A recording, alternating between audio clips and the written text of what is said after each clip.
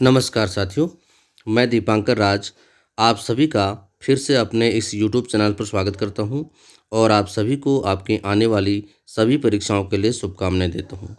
पिछले वीडियो में हम सैंधव सभ्यता पर चर्चा कर रहे थे, जिसमें हमने सिंधु सभ्यता की खोज, काल निर्धारण और नामकरण संबंधी बिंदुओं पर चर्चा की थी। आज हम अन्य बिंदुओं पर चर्चा करेंगे। उसका एक और भाग मैं आपके सामने लेकर आया हूँ। ठीक है, तो आज हम सिंधु सभ्यता के कुछ अन्य बिंदुओं पर इस वीडियो में चर्चा करेंगे। तो हम इसकी शुरुआत करते हैं। सिंधु घाटी की सभ्यता। ठीक है, सिंधु घाटी की सभ्यता। तो आज हम जो जिन बिंदुओं पर चर्चा करेंगे उसमें जो सबसे पहला बिंदु है वो है उद्भव या निर्माता। ठीक है, सिंधु सभ्यता के निर्माता कौन थे? निर्माता, ठीक है, सिंधु सभ्यता के निर्माता कौन थे? ठीक है, तो इसके पीछे दो मत हैं। एक तो पहला है विदेशी मत, ठीक है, और दूसरा है स्थानीय मत।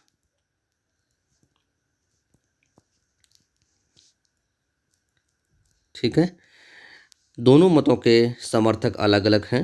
ठीक है, तो हम सबसे पहले देखते हैं विदेशी मत को। विदेशी मत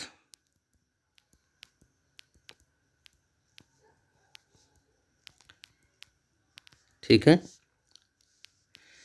इस मत के समर्थकों के अनुसार या इस मत के अनुसार जो सैंधव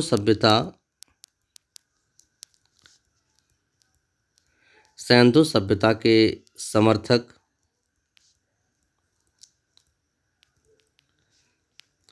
सुमेरियन सभ्यता के लोग थे। ठीक है, ठीक है, सैंधव सभ्यता के समर्थक सुमेरियन थे या सुमेरियन सभ्यता के लोग थे, क्योंकि ये दोनों सभ्यताएं लगभग समकालीन थी। मेसापोटामिया के साथ में सुमेरियन और सैंधव सभ्यता सभी समकालीन सभ्यताएं थीं। और इस मत के समर्थकों का कहना है कि सुमेरियन सभ्यता के लोगों ने ही इस क्षेत्र में आकर निवास किया और सैंधव सभ्यता का निर्माण किया। ठीक है, अब इस मत के जो समर्थक हैं, जो इस मत के समर्थक हैं,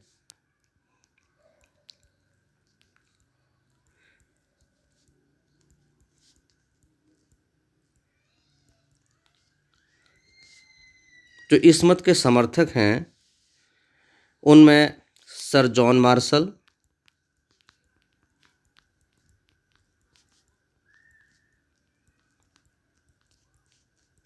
व्हीलर,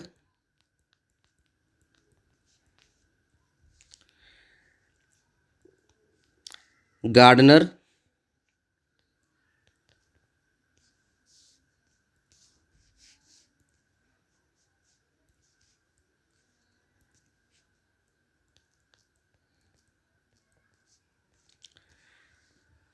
और डीडी कौशाम्बी प्रमुख हैं।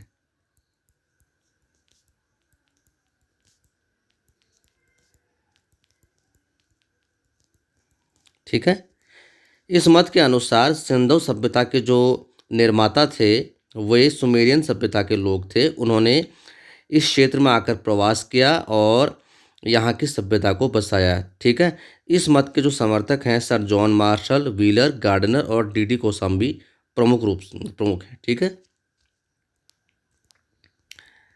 अब हम आते हैं स्थानीय मत पर, जो कि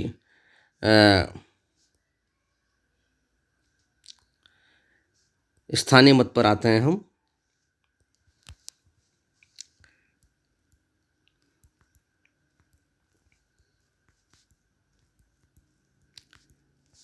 ठीक है, इस मत के अनुसार सिंधु सभ्यता के निर्माता भारतीय ही थे।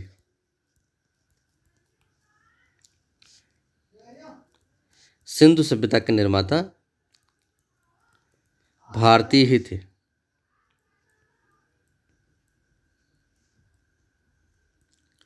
ठीक है। इसके समर्थक कुछ भारतीय इतिहासकार और कुछ विदेशी इतिहासकार दोनों हैं। ठीक है।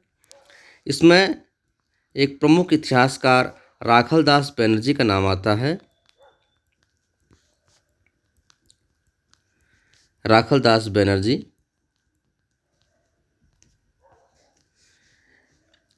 इनके अनुसार जो सैंधव सभ्यता के निर्माता थे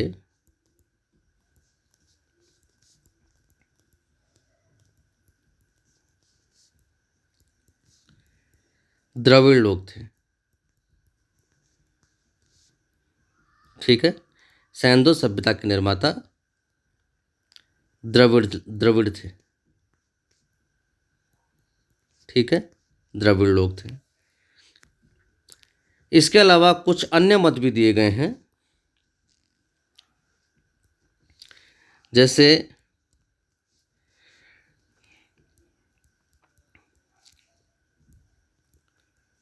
टी.एम. रामचंद्र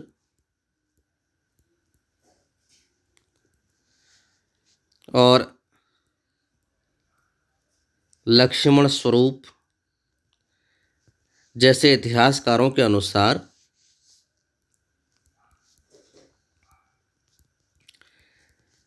सैंधव सभ्यता के निर्माता आर्य लोग थे। ठीक है। जो सैंधव सभ्यता के निर्माता थे वे आर्य लोग थे।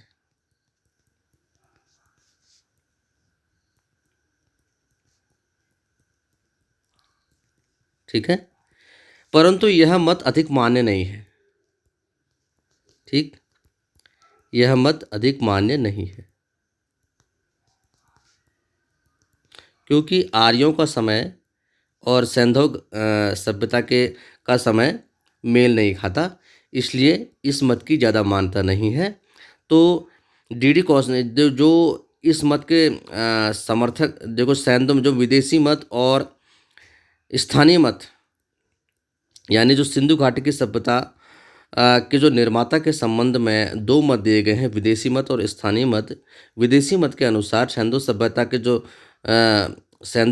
के जो निर्माता थे, ठीक है, सैंधव सभ्यता के निर्माता, यहाँ पर निर्माता होना चाहिए, सैंधव सभ्यता के निर्माता सुमेरियन सभ्यता के लोग थे। ठीक है। इस मत के जो समर्थक थे वो Sir John Marshall, Wheeler, Gardner, D D. Kosambi आदि प्रमुख रूप से थे। और स्थानीय मत के अनुसार सैंधव सभ्यता के निर्माता भारतीय थे। राखलदास बनर्जी के अनुसार सैंधव सभ्यता के निर्माता द्रविड़ थे। इसके अलावा टी.एम. रामचंद्र, लक्ष्मण स्वरूप तथा लक्ष्मण स्वरूप के अनुसार सैंधव सभ्यता के निर्माता आर्य लोग थे। यह मत अधिक मान्य नहीं है, क्योंकि वैदिक कालीन सभ्यता और जो वैदिक आर्यों की सभ्यता और सैंधव सभ्यता के काल में समानता नहीं है। ठीक है। आगे चलते हैं। अब हम आते हैं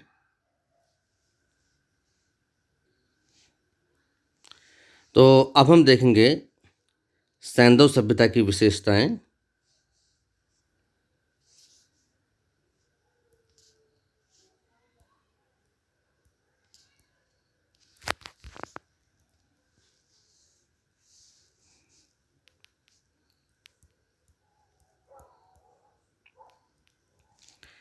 सिंधु सभ्यता की विशेषताएं।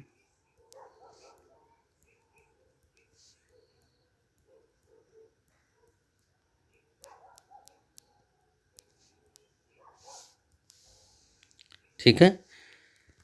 पहला पॉइंट है कि ये नगरीय सभ्यता थी। ठीक है। जबकि जो वैदिक कालीन सभ्यता थी वो वैदिक कालीन सभ्यता ग्रामीण सभ्यता थी, और ये सभ्यता नगरीय सभ्यता थी। ठीक है, और इसे भारत की पहली नगरीय सभ्यता कहा जाता है।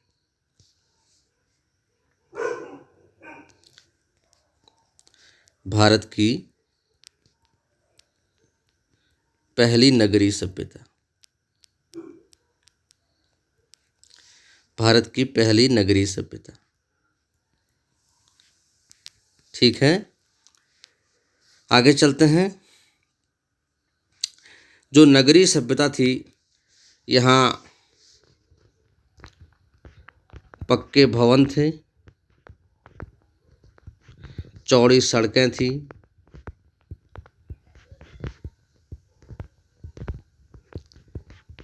ठीक है, और जल निकास प्रणाली के लिए जल निकास प्रणाली सुसज्जित थी।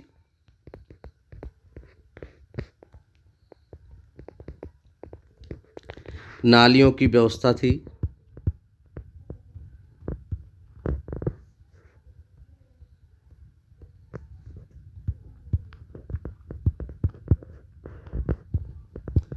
नालियों की व्यवस्था थी। ठीक है, तो इस प्रकार नगरीय सभ्यता के सभी तत्व इसमें विद्यमान थे। ठीक है, नगरीय सभ्यता के सभी तत्व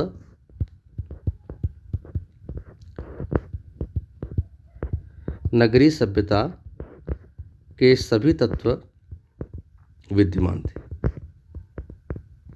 ठीक है, आगे चलते हैं।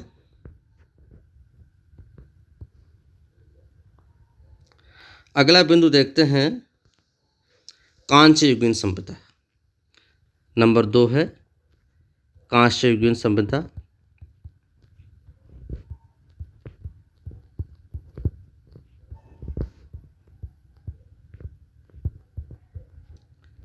ठीक है, देखिए, कांसे के अधिक प्रयोग के कारण इस सभ्यता को कांस्य युगीन सभ्यता कहा जाता है। कांसा तांबा व टिन की मिश्र धातु है।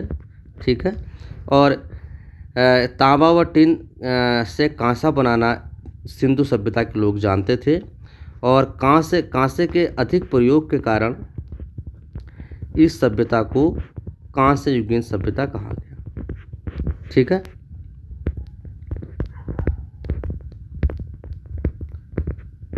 सभ्यता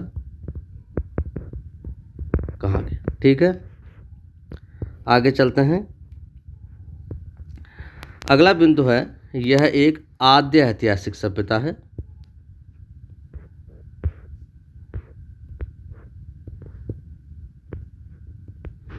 आद्य ऐतिहासिक सभ्यता।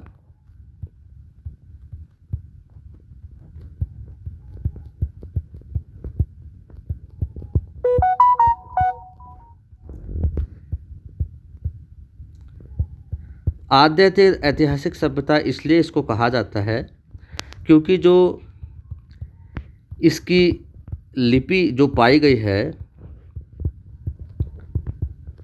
वो अभी तक अपठनीय है, उसको पढ़ा नहीं जा सका है, पढ़ी नहीं जा सकी है। और जो संपूर्ण जानकारी है इसके बारे में अभी तक की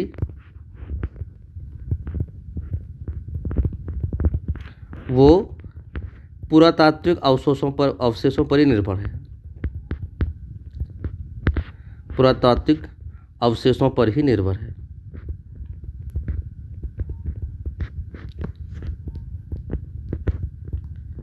ठीक है, इसीलिए इसको आद्य ऐतिहासिक सभ्यता कहा जाता है। ठीक है, अगर ऐतिहासिक सभ्यता की श्रेणी में वे सभ्यताएं आती है जिनकी लिखित सामग्री उपलब्ध होती है, जिसको पढ़ा भी जा सके। ठीक है, इसकी लिखित सामग्री उपलब्ध तो है, लिपि इसकी उपलब्ध है, लेकिन उसको पढ़ाया नहीं जा सका है। संपूर्ण जानकारी पुरातात्विक अवशेषों पर ही आधारित है। ठीक है, आगे चलते हैं।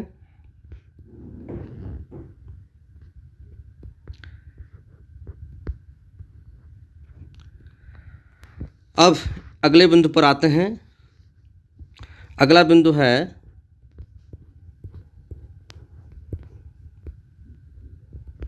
नंबर चौथा कि ये सभ्यता शांतिप्रिय सभ्यता थी।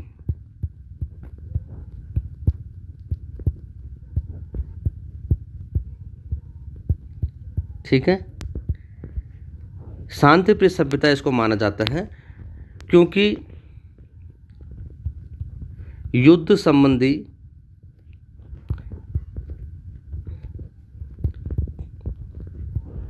कोई प्रमाण नहीं मिलते।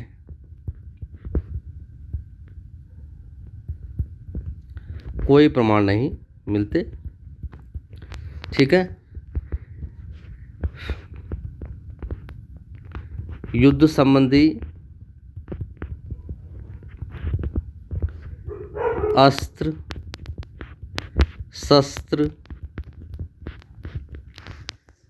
आदि के कोई अवशेष नहीं मिलते।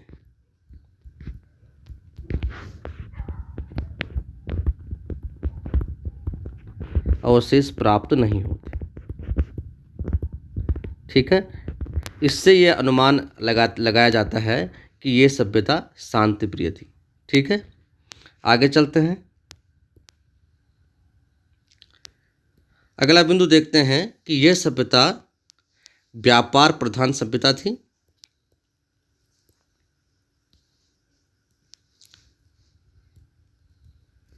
व्यापार प्रधान सभ्यता थी।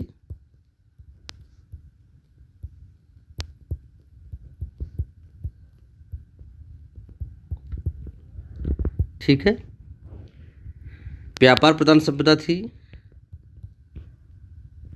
कृषि का महत्व गौण था।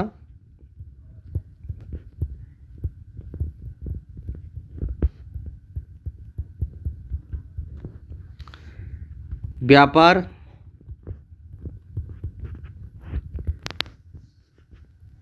देशीय व विदेशी दोनों प्रकार से होता था।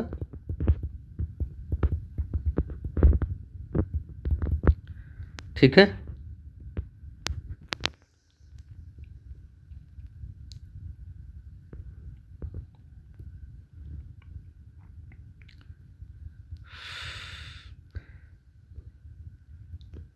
अधिकतर व्यापार जो था वस्तु विनिमय पर आधारित था।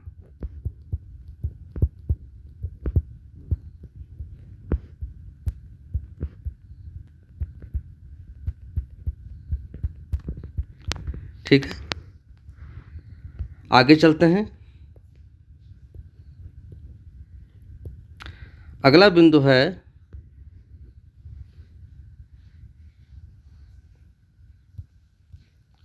यह एक विस्तृत सभ्यता थी।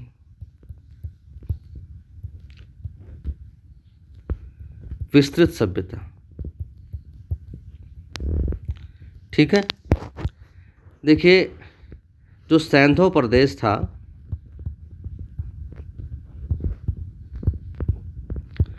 उसका अत्यधिक विस्तार था।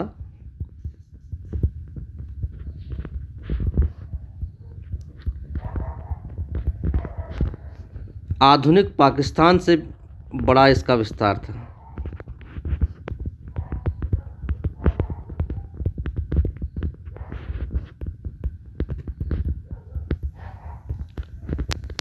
ठीक है, और ऐसा माना जाता है कि जो नील नदी की सभ्यता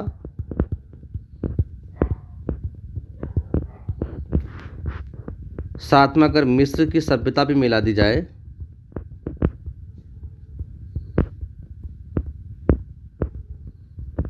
तो इन दोनों को जोड़कर इसके 12 गुने भाग पर सैंधव प्रदेश विस्तृत था।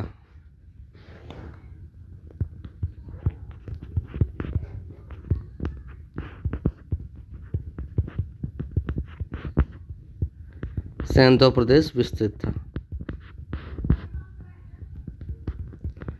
ठीक है, अगला बिंदु देखते हैं। अब हम आते हैं इसकी राजनीतिक व्यवस्था पर।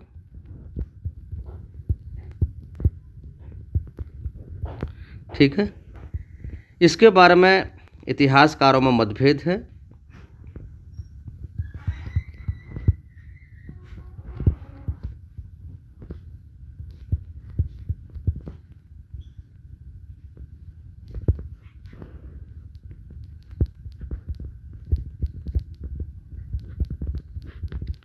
ठीक है, ऐसा अनुमान लगाया जाता है कि विकेंद्रीकृत लोकतंत्रात्मक शासन व्यवस्था थी।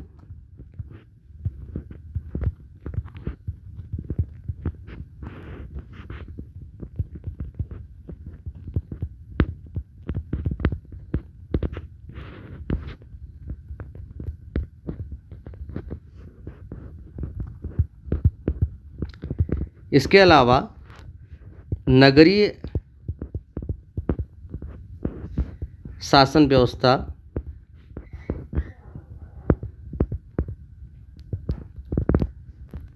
के अस्तित्व का अनुमान लगाया जाता है।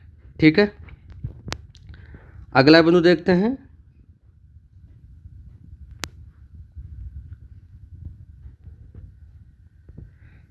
आर्थिक व्यवस्था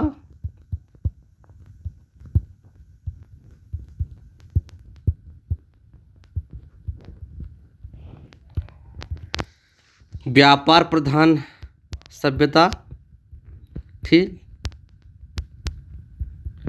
यह व्यापार प्रधान सभ्यता थी।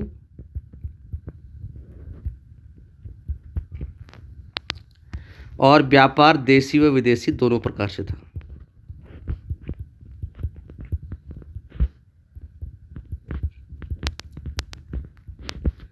दोनों। अब आते हैं हम सामाजिक व्यवस्था पर।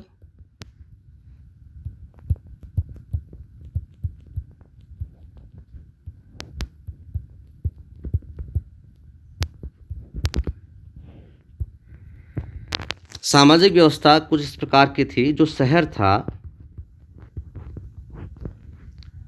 उसके दो भाग थे, एक तो उच्च नगर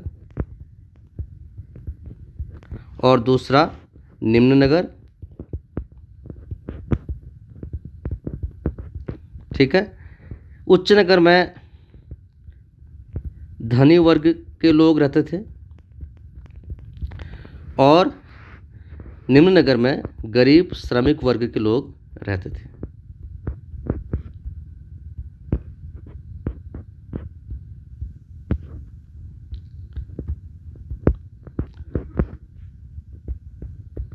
ठीक है,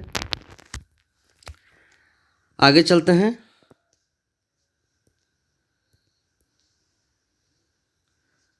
अब आते हैं हम सांस्कृतिक व्यवस्था के बिंदु पर।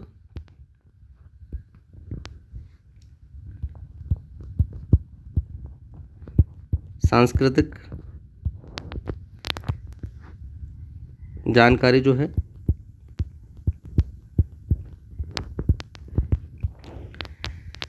उसके अंतर्गत यह सभ्यता कला व मनोरंजन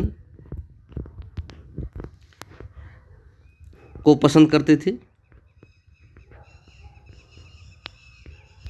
कला व मनोरंजन प्रेमी, और लिपि का इनको ज्ञान था। ठीक है, बर्तन बनाने की कला से ये लोग परिचित थे।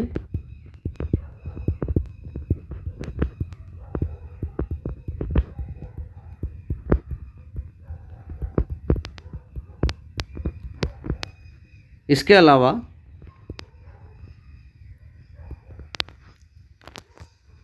माप तौल का इनको ज्ञान था।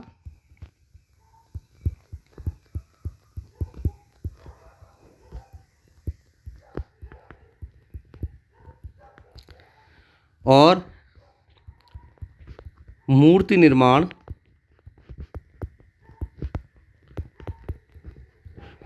व धातु कला का इनको ज्ञान था। ठीक है, तो आज मैंने सिंधु सभ्यता के इतने बिंदुओं को इसमें कवर किया है। ठीक है, एक बार हम इसका जल्दी से इसका रिवीजन कर लेते हैं। मुझे उम्मीद है कि ये संक्षिप्त में आप इसको बिल्कुल आराम से कैच करते जाएंगे। ठीक है, तो आज हमने सिंधु घाटी की सभ्यता से संबंधित जो बिंदुओं को देखा, पहले उसके निर्माता संबंधी निर्माता संबंधी विचार हमने किया कि निर्माता उसके कौन थे।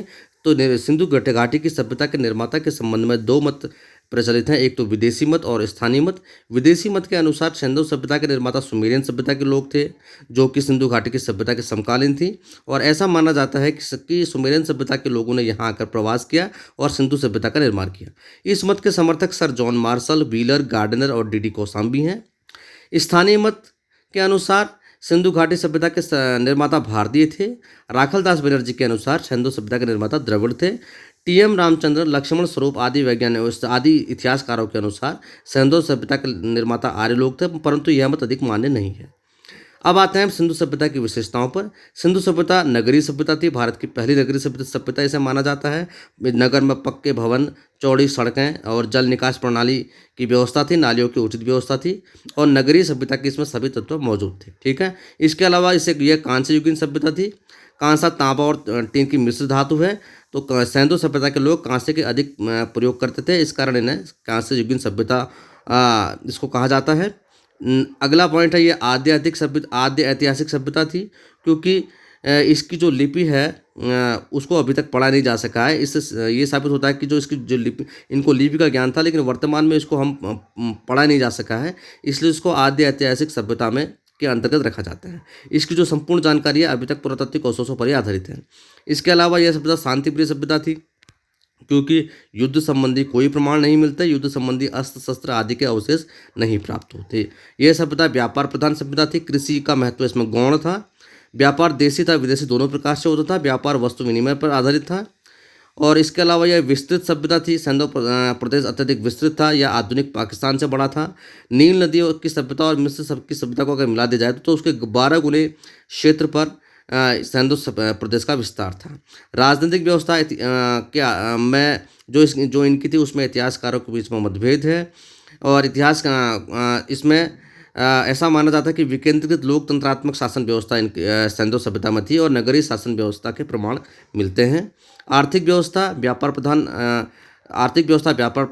प्रधान थी, और व्यापार देशी विदेशी दोनों प्रकार से होता था। सामाजिक व्यवस्था, शहर 2 भागों में बटा था, उच्च नगर जो कि धनी वर्ग के लिए था, और निम्न नगर जो कि गरीब और श्रमिक वर्ग के लिए निवास स्थल थे। ठीक है, सांस्कृतिक जानकारी, कला व मनोरंजन का इनको ज्ञान, यह सभ्यता कला और मनोरंजन प्रेमी थी। लिपि का इनको ज्ञान था। बर्तन बनाने की कला से ये परिचित थे। मापतौल का इनको ज्ञान था। मूर्ति निर्माण में धातु कला का इनको ज्ञान था। ठीक है, तो ये आज हमने सिंधु सभ्यता से संबंधित विशेषताओं का हमने अध्ययन किया। मुझे उम्मीद है कि ये वीडियो आपको पसंद आएगा। आप इस वीडियो को बार बार देखिए, और इसका मैं अगला भाग इस अगले वीडियो में इसके आगे की जानकारी मैं आपको दूंगा। ठीक है, तब तक के लिए आप इस वीडियो को देखिए, और अगर आपको पसंद आता है तो लाइक और सब्सक्राइब करना मत भूलिए। बाकी की जानकारी मैं आपको अगले वीडियो में दूंगा। ठीक है, तब तक के लिए नमस्कार।